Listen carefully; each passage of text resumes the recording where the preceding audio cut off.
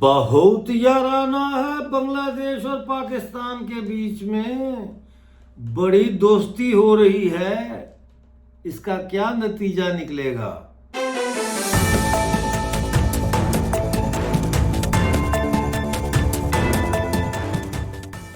دوستو، lighter note پہ میں نے بات کی تھی۔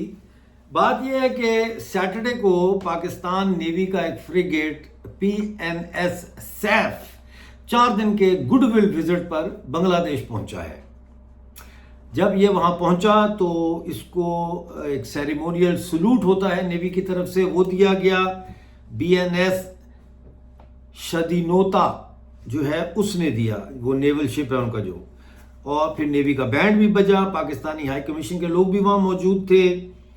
یہ جو وزٹ ہے 4 دن کا، اس میں پاکستان کے نیول آفیسرز اور ان کے سیلرز جو ہے وہ بنگلہ دیش کے کئی نیوی شپس کا بھی جائزہ لیں گے اور کئی بیسز پر جو ہے وہ ان کا دورہ بھی کریں گے۔ اب یہ بنگلہ دیش اور پاکستان کے بیچ میں بڑے عرصے سے ہائی لیول ملٹری وزٹس ہو رہے ہیں۔ ہم جانتے ہیں کہ حسینہ شیخ کو اقتدار سے بے دخل کرنے کے بعد، جب سے محمد یونس نے اقتدار سنبھالا ہے، پاکستان کی طرف سے ان کو بہت سپورٹ مل رہی ہے۔ ہم نے یہ بھی دیکھا کہ پاکستانی ایمبیسی بھی کافی متحرک ہو چکی ہے، اور ڈھاکہ پریس کلب میں ایک ایسی تقریب بھی منعقد کی گئی جس میں محمد علی جناح کا یوم پیدائش منایا گیا دسمبر میں۔ یہ ساری چیزیں ہمارے سامنے ہیں، تھوڑا سا جائزہ لیتے ہیں۔ سب سے پہلے میں نے کچھ نوٹس بنائے، وہ آپ کے ساتھ شیئر کرتا ہوں۔ جنوری 2025 میں لیفٹیننٹ جنرل SK قمر الحسن جو ہے پرنسپل سٹاف آفیسر بنگلہ دیش کی آرمڈ فورسز ڈویژن کے، وہ پاکستان گئے تھے، اور انہوں نے وہاں پاکستان میں جنرل عاصم منیر سے بھی ملاقات کی اور جنرل ساحر شمشاد مرزا سے بھی ملاقات کی۔ اس کے بعد اکتوبر 2025 میں جنرل ساحر شمشاد مرزا ڈھاکہ گئے اور وہاں بنگلہ دیش آرمی چیف وقار الزمان سے ملے۔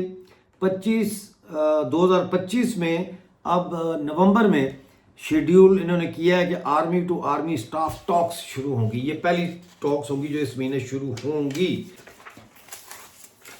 اب پاکستان اور بنگلہ دیش کے درمیان کوشش یہ ہو رہی ہے کہ ایک تو جوائنٹ ٹریننگ پروگرامز کیے جائیں، جوائنٹ ایکسرسائزز یعنی فوجی مشقیں کی جائیں، کاؤنٹر ٹیررزم کوآپریشن کو بڑھایا جائے، اور پھر اداروں کے درمیان جو جیسے ڈیفنس انڈسٹری ہے اور لاجسٹکس ہے، اس کے درمیان لنک جو ہے اداروں کے درمیان بنگلہ دیش اور پاکستان کے، ان کو فاسٹر کیا جائے، ان کو بڑھایا جائے۔ اس کے علاوہ جو دفاع کی صنعت ہے یعنی ڈیفنس انڈسٹری جو ہے، اس میں بنگلہ دیش میں آرڈیننس فیکٹریز بنانے کے لیے پاکستان سے مدد لی جائے، اور پاکستان میں جو آرڈیننس فیکٹریز ہیں وہاں پہ بنگلہ دیش کے لیے جو ہے وہ اسلحہ بنایا جائے اور وہ خریدیں گے۔ ہیوی انڈسٹری جو ہے ٹیکسلا میں، جس کو ایک زمانے میں ہیوی میکینیکل کمپلیکس کہا جاتا تھا، تو وہ اب ہیوی انڈسٹری کہلاتی ہے۔ وہاں پہ میونیشن یعنی گولیاں بارود وغیرہ، اور نیول سسٹمز، اور جو UAV ہوتے ہیں، یہ یعنی ان مینڈ فلائنگ وہیکل جو ہوتی ہیں جس کو ڈرون کہتے ہیں، ان کو ابھی سسٹم پاکستان سے وہ لینا چاہ رہے ہیں، جو کہ ظاہر ہے ترکی سے بھی لے سکتے ہیں۔ وہ ٹائمنگ اس کی بڑی امپورٹنٹ ہے ناظرین۔ بنگلہ دیش یہ کوشش کر رہا ہے کہ وہ ایک اپنی جو اسٹریٹجک اٹانومی ہے اس کو قائم کرے، اور وہ انڈیا کے سفیر آف پولیٹیکل انفلوئنس سے باہر نکل رہا ہے، اور پاکستان کا سفیر انفلوئنس اس کو سک کر رہا ہے۔ یہ اس کو سمجھ نہیں آ رہی ہے کیونکہ آج کے دور میں آپ کسی نہ کسی پولیٹیکل سفیر کے انفلوئنس کا حصہ بنتے ہیں۔ یہ ٹریڈ روٹس اور عالمی تجارت اور یہ ساری چیزیں آپ کو مجبور کرتی ہیں کہ آپ جو ہے وہ اپنے آپ کو اسٹریٹجیکلی کس کے ساتھ الائن کرتے ہیں۔ تو انڈیا کے لیے ظاہر ہے یہ ایک چنوتی کا وشے ہے، چنوتی ہے، ایک پریشانی کا باعث ہے اسٹریٹجک کنسرنز ہیں ان کے، خاص طور پہ نارتھ ایسٹ بارڈر جو ہے، جو ان کا شمال مشرقی جو سرحدی علاقہ ہے، سیون سسٹرز جس کو بولتے ہیں، وہاں پہ بھی، اور چکن نیک وغیرہ، یہاں پہ کے لیے ہندوستان کو اس کی کنسرن ہے۔ اور اس کے علاوہ بے آف بنگال جو ہے وہاں کا بھی کنسرن ہے، سمندری جو ایک دفاع ہے، ڈیفنس، اس کے حوالے سے۔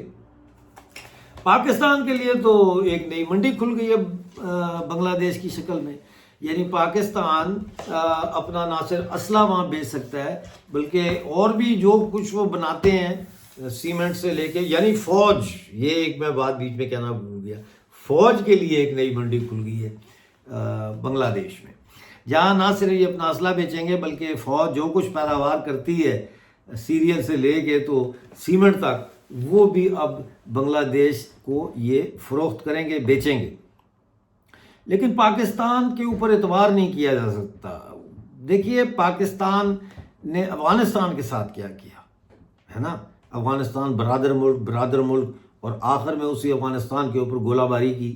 تو اسی طرح سے بنگلہ دیش ہے، میں سمجھتا ہوں کہ پاکستان کی فوج بنگلہ دیش سے اس لیے نہیں دوستی کی پینگ نہیں ہوتی، وہ جو جھولے کو پینگ کہتے ہیں، پینگیں بڑھا رہی، کہ ان کو بڑا پیار ہے اپنے مسلمان بھائیوں سے۔